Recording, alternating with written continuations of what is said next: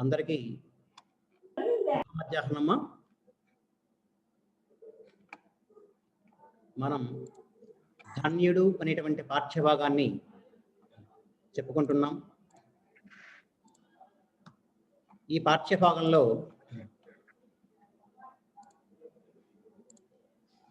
హిరణ్యకుడైనటువంటి ఎలుక, లఘుపతనకమైనటువంటి కాకి,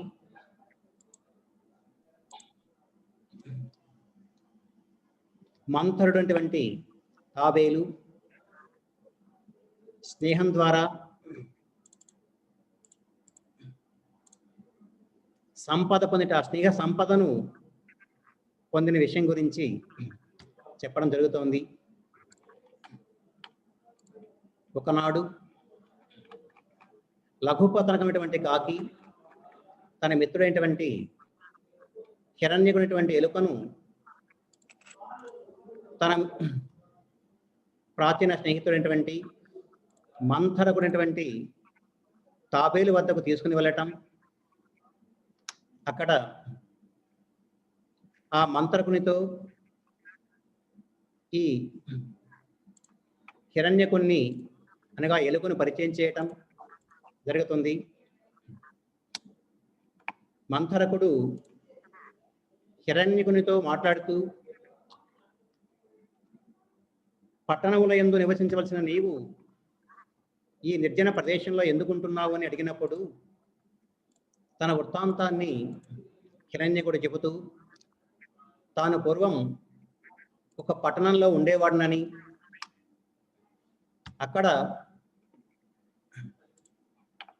చూడాకనటువంటి ఒక సన్యాసి పాత్ర యందు ఉంచి చిలుపుకు తగిలించేటువంటి అన్నాన్ని తిని జీవిస్తూ ఉండేదానని, ఒకనాడు వీణాకర్ణుడు అక్కడికి రావటం, ఆ ఇద్దరు సన్యాసులు కూడా తన గురించి మాట్లాడుకోవటం, తాను అంత ఉత్తేజంగా ఉండటానికి గల కారణాన్ని వీణాకర్ణుడు వివరించడం, దానితో చూడాకర్ణుడు ఒక పరుగుతో నేను నివసించేటువంటి కలుగును తవ్వి నా సంపదంతా కూడా స్వీకరించడం జరుగుతుంది.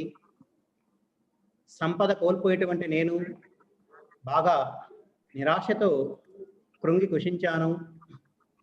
క్రమంగా మునుపటి ఉత్తేజాన్ని కోల్పోయాను. అటువంటి నన్ను చూచి చూడాకర్ణుడు హేళనగా, ధనం కోల్పోవటం వల్ల లోకంలో ఎటువంటి పరిస్థితి ఉంటుందో తన మిత్రునితో చెప్పడం విన్నాను. నిజంగానే సంపద కోల్పోయేటువంటి నేను అన్ని విధాలుగా కూడా బాగా కృషించాను. అయితే ఎక్కడైతే పోగొట్టుకున్నామో అక్కడే వెతుక్కోవాలి అన్నట్లుగా నేను అక్కడే ఉండి తిరిగి సంపద పొందాలని భావించాను. కానీ మరుసటి రోజు ఆ చూడాకర్ణుడు నాపై తన కర్రను విసిరివేయగా కొద్దిపాటులో తప్పించుకునేటువంటి నేను ప్రాణాపాయం నుంచి బయటపడ్డాను. అంతటా ఆలోచించాను, ఇక ఇక్కడ నివసించకూడదని. సకల ప్రాణులకి కూడా ఆధారం కలిగించేటువంటి భగవంతుడు, శిలాంతరాలలో ఉన్నటువంటి కప్పలను కూడా పోషించేటువంటి భగవంతుడు నాకింత ఆహారాన్ని కలిగించకపోతాడా అని భావించి ఆ ప్రదేశాన్ని విడిచిపెట్టి ఈ అరణ్యానికి వచ్చి ఇక్కడ కాయ కసరులు తింటూ జీవితాన్ని గడుపుతున్నాను.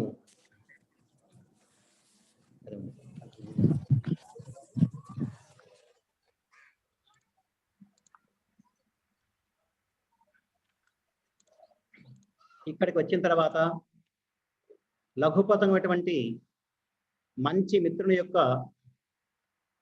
తోడ్పాటు నాకు లభించింది. ఇప్పుడు లఘుపతకంతో పాటు నీ యొక్క స్నేహం కూడా నాకు లభించింది అని చెప్పి ఈ స్నేహం అంటే ఎంత గొప్పదో వివరిస్తూ సంసార విషవృక్షానికి 2 అమృత ఫలాలు ఉంటే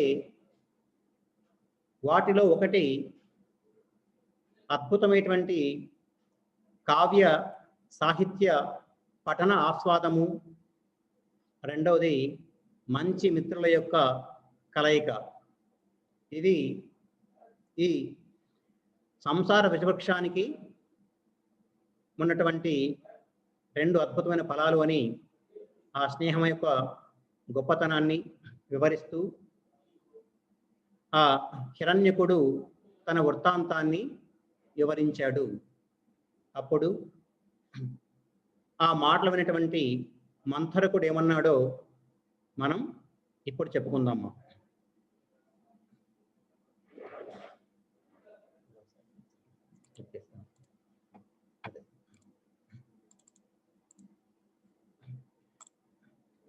ఆ హిరణ్యకుని యొక్క పూర్వ వృత్తాంతాన్ని విన్నటువంటి మంథరకుడు అనగా తాబేలు ఏమన్నాడో చూద్దాం. 50వ పేజీ టెక్స్ట్ బుక్లు తీసుకోండి. అనిన విని మంథరుడు ఇట్లనియే. పై విధముగా హిరణ్యకుడు ఆ ఎరుక తన పూర్వకథను చెప్పిన తర్వాత విన్నటువంటి మంథరకుడు అనగా తాబేలు ఇలా అన్నది. అర్థములు నిత్యములుగావు, యవ్వనము జరీవేగతుల్యము, జీవనము బుద్భుత ప్రాయము. కాబట్టి బుద్ధిమంతుడు సత్వరముగా ధర్మమును సమాచరింపవలెను. సమాచరించని వాడు పశ్చాత్తాపమును పొంది శోకాగ్ని సంతప్తుడగును. నీ వతి సంచయము చేసితివి, దాని దోషమిది. కాబట్టి అతి సంచయచ్చ తగదు. వరులకిచ్చి తాను భుజించినదే తన సొత్తు పరులకీక, తాను గొడవక కూడబెట్టిన ద్రవ్యము చచ్చిన తరి వెంట రాబోదు అని చెప్పి కూర్మము మరియు ఇట్లనియే. మంథరకుడు హిరణ్యకునితో అంటున్నాడు, నిజమే మిత్రమా, నీవు చెప్పిన తర్వాత నాకు ఒక విషయం అర్థమైంది. లోకంలో ఎప్పుడూ కూడా అర్థములు నిత్యములు కావు. అర్థములు అంటే సంపదలు, నిత్యములు ఎల్లకాలం ఉండేటువంటిది కాదు. లోకంలో సంపద ఎల్లకాలము మన వెంటనే ఉండదు, అది నిత్యము మన దగ్గరే ఉండదు. యవ్వనము జరీవేగతుల్యము. మరి సంపదతో పాటు యవ్వనం కూడా అంతే త్వరగా మన వద్ద నుంచి నశిస్తుంది. ఎంత వేగంగా నశిస్తుంది అంటే యవ్వనం అనేటువంటిది చెప్తున్నాడు. జరి అంటే సెలయేరు అన్నమాట. వేగం సెలయేటి యొక్క వేగంతో సమానమైనటువంటి తుల్యము, సమానము అని. అంటే మనిషి యవ్వనంలో ఉన్నప్పుడు తాను చాలా గొప్పగా అనుకుంటాడు. అయితే అది చాలా తాత్కాలికమైనటువంటిది యవ్వనము, అది ఎల్లకాలం ఉండదు. లోకంలో మనిషికి సంపదలు శాశ్వతం కాదు, యవ్వనము కూడా శాశ్వతం కాదు అని చెప్పడం ఆయన ఉద్దేశం. యవ్వనము జరీవేగతుల్యము. యవ్వనము ఈ నదీ ప్రవాహంతో సమానమైనటువంటిది. అది ఎంత వేగంగా వెళ్ళి సముద్రంలో కలిసినట్లుగానే ఈ యవ్వనం అంతా కూడా అంతే వేగంగా వెళ్ళిపోతుంది. జీవనము బుద్భుత ప్రాయము. ఇంకా చెప్పాలంటే మనిషి యొక్క జీవితమే బుద్భుతం అంటే నీటి బుడగ అంటమ్మ. నీటి బుడగ లాంటిది బుద్భుత ప్రాయము. నీటి బుడగ లాంటిది అంటే జీవితము నీటి బుడగ లాంటిది. నీటి బుడగ అది ఎప్పుడైనా సరే పగిలిపోవచ్చు. అలాంటిదే మనిషి యొక్క జీవితం కూడా. అంటే అశాశ్వతమైనటువంటిది అని. కాబట్టి అని అంటే లోకంలో సంపదలు శాశ్వతమైనవి కాదు, యవ్వనము శాశ్వతమైనది కాదు, ఇంకా జీవితమే నీటి బుడగ లాంటిది. అది ఎప్పుడు ముగిస్తుందో చెప్పలేము. కాబట్టి బుద్ధిమంతుడు సత్వరముగా ధర్మము సమాచరించవలెను. కాబట్టి మనిషి ఏం చేయాలి? తెలివిగలి మేలుకొని బుద్ధిమంతుడై ముందు శాశ్వతమైనటువంటి పుణ్యాన్ని, ధర్మాన్ని ఆచరించడానికి ప్రయత్నం చేయాలి. సత్వరముగా వెనువెంటనే వీలైనంత త్వరగా ధర్మము సమాచరించవలను. మనిషి ధర్మాన్ని ఆచరించాలి, ధర్మాన్ని సంపాదించాలి. సమాచరించని వాడు, మనిషి స్వార్థానికి లోనై ధర్మాన్ని పట్టించుకోకుండా పుణ్య ఆచరణ చేయకుండా ఉండేటువంటి వాడు పశ్చాత్తాపమును పొంది కాలం గడిచిపోయిన తర్వాత అయ్యో ఇంతకాలం నేను వృధాగా గడిపేశాను, ఒక్క మంచి కార్యం చేయలేదు, ఒక ధర్మ కార్యం చేయలేదు, కొంచెం కూడా పుణ్యాన్ని సంపాదించగలిగిపోయాను, జీవితం అంతా ఇలా గడిచిపోయింది కదా అని చెప్పని తర్వాత పశ్చాత్తాపం పొందుతూ ఉండాలి. ధర్మాన్ని సమాచరించిన వాడు పశ్చాత్తాపమును పొంది శోకాగ్ని సంతప్తుడగును. అలా పశ్చాత్తాపంలో పొంది శోకం అనేటువంటి అగ్నిలో సంతప్తుడు, కాల్చినవాడు అవుతాడు, దహించబడిన వాడు అవుతాడు అని. నిరంతరం దుఃఖంలో మునిగి ఉంటాడు.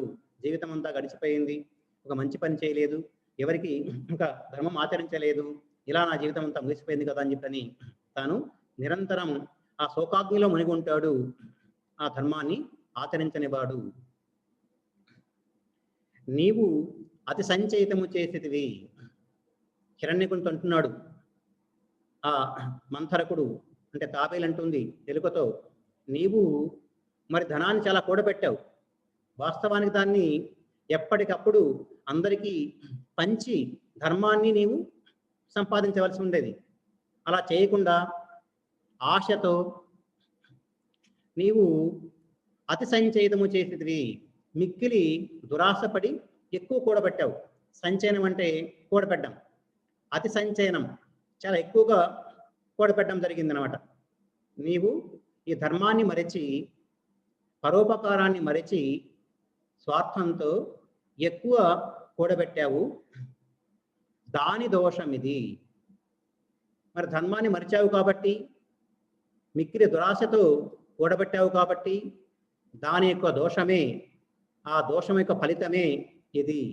అంటే సర్వస్వము కోల్పోవడము, ఇలా ప్రదేశాన్ని విడిచి అడవుల పాలు కావటము, ఇదంతా కూడా జరగడానికి నీవు ధర్మాన్ని ఆచరించకుండా స్వార్థంతో వ్యవహరించావు, ఆశతో కూడబెట్టావు కాబట్టి ఇటువంటి పరిస్థితి నీకు వచ్చింది మిత్రమా అని ఆ తాబేలు ఎలుకతో అంటోంది. ఇంకా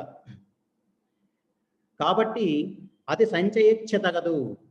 కాబట్టి లోకంలో ఎవరికైనా కూడా మిక్కిలి సంపాదించాలనేటువంటి దురాశ, మిక్కిలి లోభము ఎప్పుడూ కూడా పనికిరాదు. అతి సంచయ ఇచ్ఛ, సంచయం అంటే కూడబెట్టడం, ఇచ్ఛ అంటే కోరిక, తగదు అంటే పనికిరాదు అని.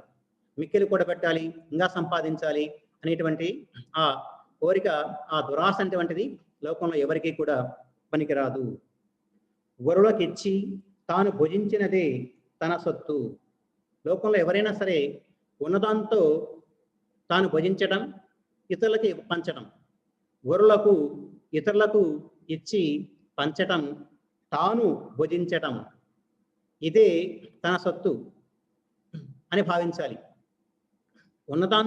ఉన్నదాంట్లో వీలున్నంత వరకు ఇతరుల సహాయం చేయటం, దానం చేయటం, ధర్మం చేయటం, తాను అనుభవించటం, ఇదే సంపదకి ముఖ్యమైనటువంటిది. అదే తన సొత్తుగా భావించాలి ప్రతి మనిషికి, ప్రతి వ్యక్తి కూడా. పరులకీక, ఇతరులకి ఇవ్వకుండా, తాను గొడవక, తాను అనుభవించకుండా, తాను తినకుండా, కూడబెట్టిన ద్రవ్యము మరి ఇతరులకి సహాయం చేయడం లేదు, చేయకుండా, తాను అనుభవించకుండా, తాను భుజించకుండా, లోపంతో కూడబెట్టేటువంటి ధనమంతా కూడా ఏమైపోతుంది? సచ్చిన తరి వెంట రాబోదు. మనం చనిపోయిన తర్వాత అది మన వెంట రాదు కదా. కాబట్టి ధనం అనేటువంటిది ఎప్పుడు కూడా ఆశతో మనం కూడబెట్టకూడదు. ఉన్న దాంట్లో ఇతరులకి సహాయం చేయటం, ఇవ్వటం, తాను భుజించటం, ఇదే ద్రవ్యంగా భావించాలి. ఇతరులకు పెట్టక తాను తినకుండా సంపాదించేటువంటి ఆ కూడబెట్టినటువంటి ధనమంతా కూడా ఏమైపోతుంది? అది మనం మరణించిన తర్వాత మన వెంట రాదు కదా. ఒక జీవిత సత్యాన్ని ఇక్కడ ఆ మంత్రకుని ద్వారా సమాజానికి చెప్పిస్తున్నాడు కవి. లోకంలో ప్రతి ఒక్కరూ దీని గురించి ఆలోచించాలి. ఎప్పుడూ మనిషి దురాశతో వ్యవహరించకూడదు, దురాశతో సంపాదించకూడదు. ధనం అంటే ఇతరులకి ధర్మం కోసం ఉపయోగించటం, తాను అనుభవించడం, ఇదే దాని యొక్క లక్షణము. అది మరిచి దురాశతో కూడబెడుతుంటారు. అది ఏమైపోతుంది? ఇతరులకు ఎవరు తాను అనుభవించరు. అదేమైనా చనిపోయిన తర్వాత మన వెంట వస్తుందా? రాదు కదా అనే నీతిని ఆ మంత్రకం ద్వారా చెప్పిస్తున్నాడు అని చెప్పి కూర్మము మరియు నిట్లనియే అని ఈ విధంగా చెప్పినటువంటి కూర్మము, తాబేలు, మంథరకుడు మరియు మరలా ఇట్లనియే ఇలా అన్నాడు. ఇలా చెప్పిన తర్వాత మరలా ఆ మంథరకుడు ఇంకా తన అభిప్రాయాన్ని ఆ హిరణ్యకునితో, ఆ ఎలుకతో ఇలా చెప్తున్నాడు. ఆ పేర సారాంశమ్మ. హిరణ్యక, నీ యొక్క చరిత్రము విన్న తర్వాత నాకు ఎలా అనిపిస్తుంది? లోకంలో సంపదలు ఎప్పుడూ కూడా శాశ్వతం కాదు. యవ్వనము అంతకంటే వేగంగా వెళ్ళిపోతుంది. జీవితమే నీటి బుడగలాంటిది. కాబట్టి మనిషి మేల్కొని బుద్ధిమంతుడై శాశ్వతమైనటువంటి ధర్మాన్ని ఆచరించాలి. ధర్మాన్ని ఆచరించిన వాడు జీవితాన్ని కోల్పోయిన తర్వాత పశ్చాత్తాపం పొంది దుఃఖమైనటువంటి అగ్నిలో దహించబడతాడు. నీవు మిక్కిలి లోభంతో మిక్కిలి చాలా కూడబెట్టావు, దాని ఫలితమే ఇది. కాబట్టి మిక్కిలి దురాశతో కూడబెట్టమైనటువంటిది ఎవరికి పనికిరాదు. ఇతరులకు ఇచ్చి తాను భుజించిందే తన సంపదాన్ని భావించాలి. ఇతరులకు ఇవ్వకుండా, తాను భుజించకుండా కూడబెట్టేటువంటి సంపదంతా కూడా మరణించిన తర్వాత మన వెంట రాదు కదా అని చెప్పి ఆ మంథరకుడు, ఆ కూర్మము అనగా తాబేలు మరలా ఇట్లనియే మరలా ఆ హిరణ్యకునితో ఇలా అంది. జీవనార్థము మిక్కిలి ఆయాసం పాటు సైతము వ్యర్థము. నీవు సకల ధర్మములు తెలిసిన వాడవు, నీకు విస్తరించి చెప్పబని లేదు. నీకు లఘుపతనకుడు ఒకడు, నేనొకడను వాము. మనులను మూవురను దైవము ఒక్కచో చేర్చెను. దొరికినంతటితో కాలము గడుపుకొని సుఖముగా జీవింతము అనిన హిరణ్యకుడు మిక్కిలి సంతోషించి ఇట్లనియే. మంథరకుడు పై విధంగా చెప్పిన తర్వాత మరలా ఆ హిరణ్యకునితో ఎలుకతో ఇలా అంటున్నాడు. జీవనార్థము, లోకంలో జీవించడం కోసం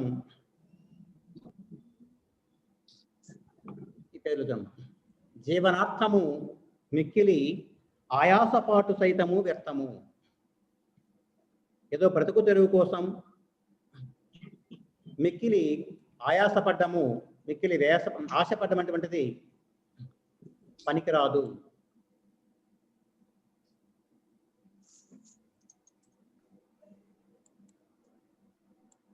ఎవరు వచ్చారు? అడ్మిట్ ఉన్నారు.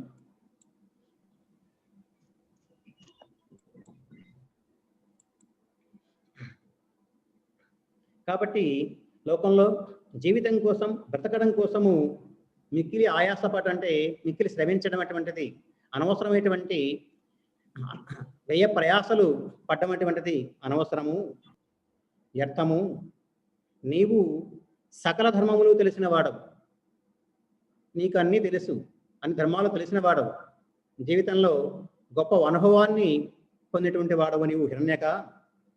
నీకు విస్తరించి చెప్పబడి లేదు, నీకు ప్రత్యేకంగా వివరించి చెప్పాల్సిన అవసరం లేదు.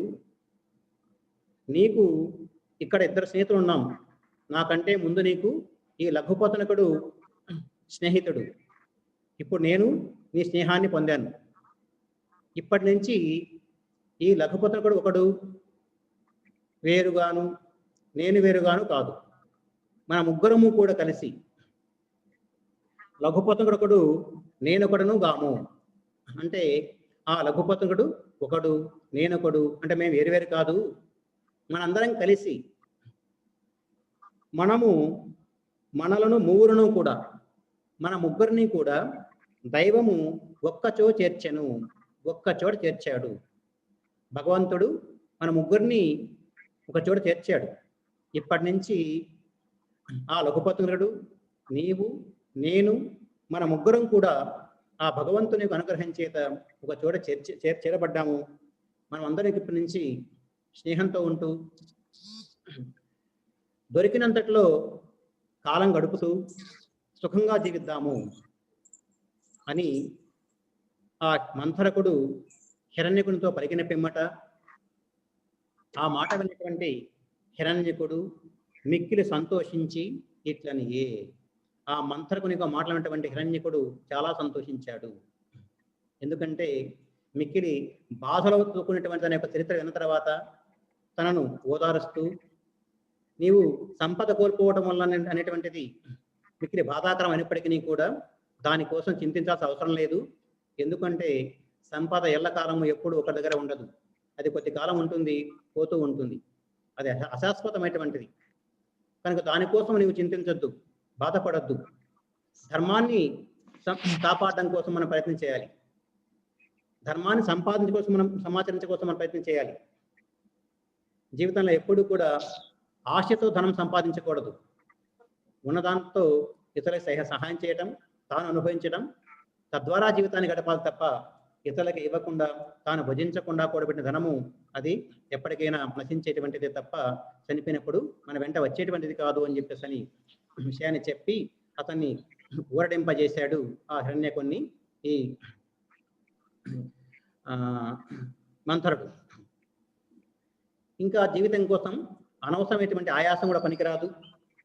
అన్ని ధర్మాలు తెలిసినవాడు కాబట్టి నీకు ఎక్కువ చెప్పాల్సిన అవసరం లేదు. దైవ వశమున మన ముగ్గురం కూడా ఇక్కడ చేరాము.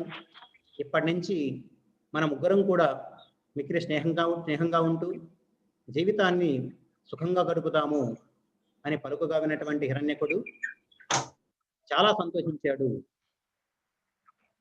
మరలా ఇలా అన్నాడు, అనిన హిరణ్యకుడు మిక్కిలి సంతోషించి ఇట్లు అనియే. మంథర, నీ వచనామృతం వర్షించి నా దురంత తాపము నివారించితివి. నేను ధన్యుడనైతిని. మిత్రలాభమును లాభ సంపదయను వచనము నేడు నాకు లక్ష్య సమన్వితమయ్యను. మంథరుడా, నీ వచనామృతం వర్షించి, నీ వచన అమృతము, వచనములు అనిడి అమృతము, మాటలు అనేటువంటి అమృతాన్ని వర్షించి కురిపించి నా దురంత తాపమును, నా మిక్కిలి శోకంతో కూడినటువంటి బాధను నివారించితివి, తొలగించావు. ఎందుకంటే ఆ మంత్రుని యొక్క మాటలు విన్న తర్వాత హిరణ్యకుడు బాగా సాంత్వన పొందాడు, ఊరడెళ్ళాడు. నిజమే, సంపద ఎప్పుడు శాశ్వతం కాదు, ధర్మమే ముఖ్యమైనటువంటిది, దాన్ని ఆచరించాలి కదా అని చెప్పేసి అని ఆలోచించాడు. ఆ మాటలు విన్న తర్వాత అతని దుఃఖం అంతా కూడా తొలగిపోయింది. కాబట్టి ఇలా అంటున్నాడు, మంత్రుడా, ఎంత చక్కని మంచి మాట చెప్పావు. నీ మాటలు అనేటువంటి అమృతం నాపై కురవటం వల్ల నా మనసులో ఉన్నటువంటి దుఃఖం అంతా కూడా తొలగిపోయింది. అమృతం లాంటి మాటలు చెప్పావు కదా మిత్రమా. నీ యొక్క మాటలతో నేను ధన్యుడను అయ్యాను.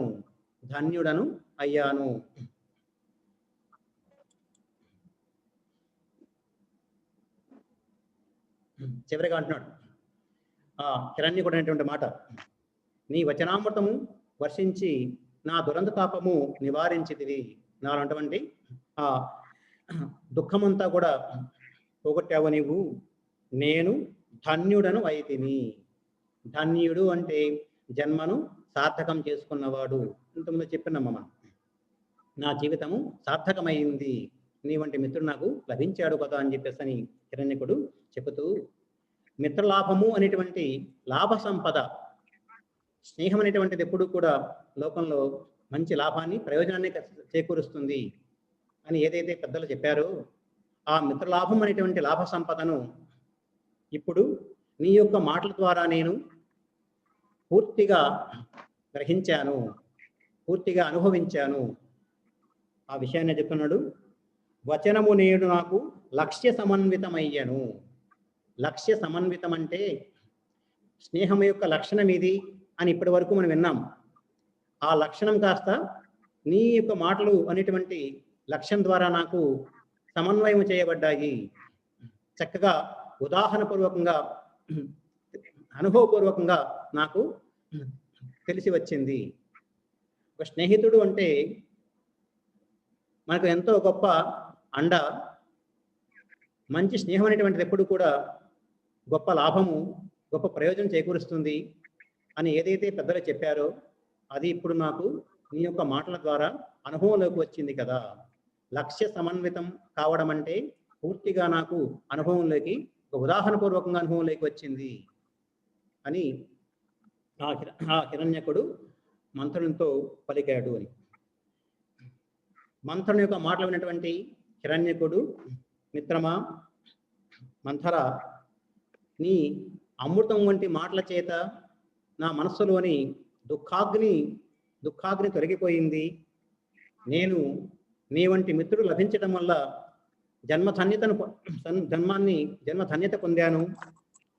మిత్ర లాభము అనేటువంటి ఏ లాభ సంపద గురించి చెప్తారో పెద్దలు, ఆ లాభ సంపద నేను నీ వలన పూర్తిగా ఉదాహరణపూర్వకంగా అనుభవంలోనికి పొందినవాడను అయ్యాను కదా అని ముగించాడు హిరణ్యకుడు. ఈ పాఠ్యభాగం సంబంధించి మీరు ఇంకా నోట్స్ రాయండమ్మా. ముందుగా పాఠం పేరు, కవి పేరు రాసిన తర్వాత కవి పరిచయం రాయండి. తర్వాత ఈ వ్యక్తీకరణ, సృజనాత్మకత సంబంధించినటువంటి ప్రశ్నలు రాయండి. ఏమన్నా అందరూ మీట్గా ఉన్నారు? అన్మిట్లో ఉన్నారు మా? అన్మిట్ చేసుకోండి, అన్మిట్ చేసుకోండి మా. మెటీరియల్ ఉందమ్మా రాసుకోవడానికి, నోట్స్ రాసుకోవడానికి మెటీరియల్ ఉందా?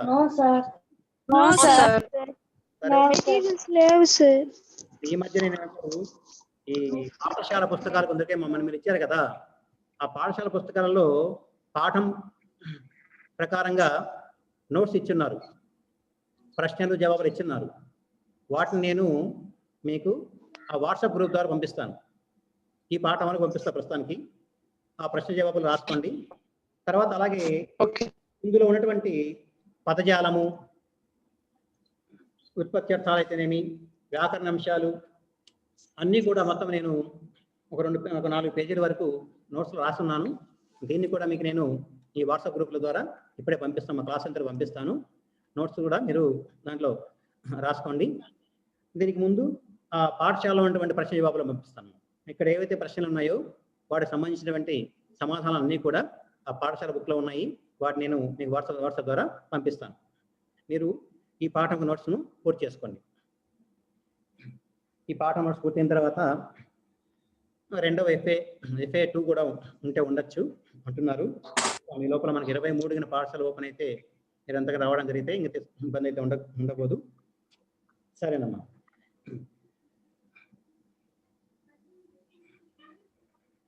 ఇక్కడ 51 పేజీలో చూడమ్మా. 51 పేజీలో పదజాలంలో ఒక 4 వాక్యాలు ఇచ్చారు. ఇవి చదివి మీ సొంత మాటల్లో రాయాలమ్మా. వీటికి సంబంధించి నేను మీకు ఇక్కడ రాసి పంపడం లేదు. ఎందుకంటే ఆ వాక్యం చదివిన తర్వాత మీకు అర్థమేంటుందా మీరు అర్థం చేసుకొని సొంత మాటలో రాయాలి. నేను రాసి పంపిస్తే మీరు వాటి గురించి అర్థం చేసుకునే ప్రయత్నం చేయరు కదా. ఒకసారి దాని అర్థం చెప్తాను.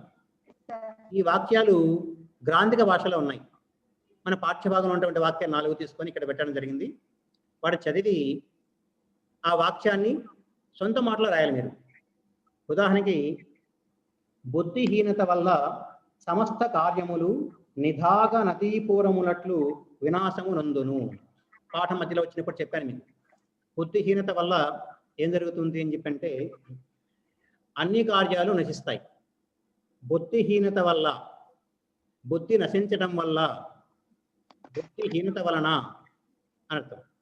సమస్త కార్యములు, పనులన్నీ కూడా నిధాగా వేసవిలోని నదీపూరము, నదీ జలము వలె, నదీపూరము అట్లు నదీ జలము వలె, వేసవి కాలమందు నదులలోని నీటి వలె, నీరు వలె వినాశమునందును, నశిస్తాయి. బుద్ధి నశించడం వల్ల అన్ని పనులు కూడా వేసవి కాలంలో నదీ జలము ఇంకిపోయినట్లుగా నాశనాన్ని పొందుతాయి. ఇది మనకు సొంత వాక్యం, మన సొంతగా ఆలోచిస్తే మనకు అర్థమైంది. ఈ వాక్యాన్ని మన సొంత పదాల్లో ఇలా రాయాలమ్మా. అక్కడేమో గ్రాంధిక భాషలో ఉంది బుద్ధిహీనత వల్ల అని. బుద్ధి నశించడం వలన సమస్త కార్యములు, అన్ని పనులన్నీ కూడా నిధాగా వేసవి నది యొక్క పూరమునట్లు నీటి వలె వినాశనమును, నశించుటను, పొందును, జరుగును. అట్లా. రెండవది, ధనమును బాసిన క్షణమునే లాతివాడగును. ధనమును, సంపదను బాసిన, కోల్పోయిన, కోల్పోయిన క్షణముననే, వెంటనే, ధనాన్ని కోల్పోయిన వెంటనే, ధనమును పోగొట్టుకున్న వెంటనే, లేక సంపద కోల్పోయిన వెంటనే లాతివాడగును. లాతివాడు పరాయివాడు అగును, అవుతాడు. లోకంలో ఎంత గొప్ప వ్యక్తి అయినప్పటికీ కూడా, పండితుడు కావచ్చు, ఎంత ఇతర సద్గుణములు కలిగిన వాడు కావచ్చు, కానీ ధనం కోల్పోతే అందరికీ ఒక్కసారిగా వెంటనే పరాయి వాడైపోతాడు. దాని తెలుగులో మీరు సొంత వాక్యాలు రాసేటప్పుడు సంపద కోల్పోయిన వెంటనే పరాయి వాడవుతాడు అని అర్థం. మనకి సొంత వాక్యాలు అలా రాయండి. పరధన అపహరణము కంటే దిరియుట మంచిది. మూడవ వాక్యం. పరధన అపహరణము, ఇతరుల యొక్క సంపదను దొంగలించడం కంటే దిరియుట, ముష్టి ఎత్తుకొనుట మంచిది. ఇతరుల సొమ్ము దొంగలించడం కంటే ముష్టి ఎత్తుకుంట మంచిది, యాచించుట మంచిది, అడుక్కుంట మంచిది అంటాం. నాలుగోది, ఉదరమునకై పరుల గోచక ప్రాప్తమలాభమునకు సంతోషించువాడొక్కడు లోకమునందు ధన్యుడు. ఉదరముకై, పొట్టకూటికై, ఉదరము అంటే పొట్టము, ఉదరమునకై పొట్టకూటి కొరకు, పరుల ఇతరుల, గోచక యాచించక, ఆకలి తీరడం కోసం, కడుపుకింత అన్నం కోసమై పొట్టకూటి కొరకు ఇతరులని యాచించకుండా, ప్రాప్త లాభమునకు, ప్రాప్తము పొందినటువంటి లాభము, ప్రయోజనం అంటే ఉన్న దాంట్లోని మనకి ఏదుంటేది. ఆ హిరణ్యకుడు చెప్తున్నాడు, తాను ఆ ఉదరమునకై పరుల గోచరించక ప్రాప్త లాభానికి సంతోషించి ఉండేవాడు లోకంలో ధన్యుడు. కాబట్టి నేను ఇక్కడ ఈయన వెంటపడి అతని కర్రమోదులు తిని నశించడం కంటే అడవుల్లోకి వెళ్ళి ఏ కాయగసలో తిని బతకొచ్చు కదా అని చెప్పేసి అని భావించేటప్పుడు ఈ వాక్యం చెప్పడం జరిగింది. ప్రాప్త లాభమునకు, దొరికిన దానికి సంతోషించువాడు, సంతోషమును పొందేటువంటి వాడు ఒక్కడే లోకమునందు ధన్యుడు. పొట్టకూటి కొరకు ఇతరులు యాచించకుండా దొరికిన దాంతో సంతోషంగా జీవించేటువంటి వాడే లోకంలో ధన్యుడు. ఇది సొంత మాటలు రాస్తే ఒకటి వాక్యము. తర్వాత ఈ ప్రకృతి వికృతులు, ఉత్పత్త్యర్థాలు, నానార్థాలు, పర్యాయ పదాలు అన్నీ కూడా మీకు నోట్స్ ద్వారా పంపిస్తానమ్మా. నేను వ్యాకరణ అంశాల్లో కూడా అక్కడ ఏవైతే అక్కడ ఇచ్చేటువంటి 2 వాక్యాల్లో ఉన్న సందులు ఉన్నాయో, సల్లాదే సందేతినిమి, దశరథవాసి సందేతినిమి, ఆ సందుల గురించి కూడా మొత్తం నేను నోట్స్ రాసి పంపిస్తున్నాను. దీంట్లో కొంచెం వివరంగా చెప్పుకోదగిన విషయం ఏమైనా ఉందంటే, బహుశా మీరు ఇక్కడికి వచ్చిన తర్వాత వీలైతే ఈ వచనంలో శైలీ భేదం, ఈ వచనాలలో గ్రాంధిక వచనము, అదేవిధంగా ఈ మాండలిక శైలి, వ్యవహార శైలి, దాన్ని ఆధునిక వ్యవహారం అంటారు. ఈ ఆధునిక వ్యవహారము, మాండలికము, ఒక వాక్యము గ్రాంధికం ఎలా ఉంటుంది, ఆధునిక వ్యవహారంలో ఎలా ఉంటుంది, దాన్ని శిష్ట వ్యవహారం అని అంటారమ్మా. శిష్ట వ్యవహారం ఎలా ఉంటుంది, గ్రామ్యము అంటారు, దాన్ని మాండలికం అంటారు. మాండలికం ఎలా ఉంటుంది అని వివరించడం ఒకసారి మనం వివరంగా చెప్పుకుంటే బాగుంటుంది. ఇక్కడ మీరు పేజీ నెంబర్ 53లో చూడండి, 3 వాక్యాలు ఇచ్చారు. వచనంలో శైలీ భేదం అని. తెలుగు వచనమే, తెలుగు వాక్యమే, రచన శైలి భేదంతో ఉంటుంది. ఆ పరివ్రాజకుడు చెప్పగా విని మిక్కిలి కిన్నుడనైతిని వాక్యం. ఇది గ్రాంధిక శైలి, గ్రాంధిక భాషా శైలి. ఆ పరివ్రాజకుడు చెప్పగా విని మిక్కిలి ఖిన్నుడనైతిని. అదే వాక్యము మనం ఈ శిష్ట వ్యవహారము లేక ఆధునిక వ్యవహారం అని ఆ శైలిలోకి మారిస్తే ఏమవుతుందంటే, అక్కడ చూడండి ఆ ఉంది, ఆ సన్యాసి చెప్పగా విని చాలా బాధపడ్డాను. ఆ సన్యాసి చెప్పగా విని చాలా బాధపడ్డాను అని. పరివ్రాజకుడు అంటే సన్యాసి అని. చెప్పగా విని మిక్కిలి చాలా ఖిన్నుడనైతిని, బాధపడ్డాను.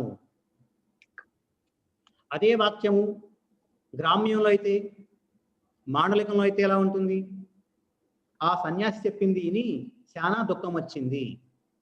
ఆ సన్యాసి చెప్పింది విని శానా దుఃఖం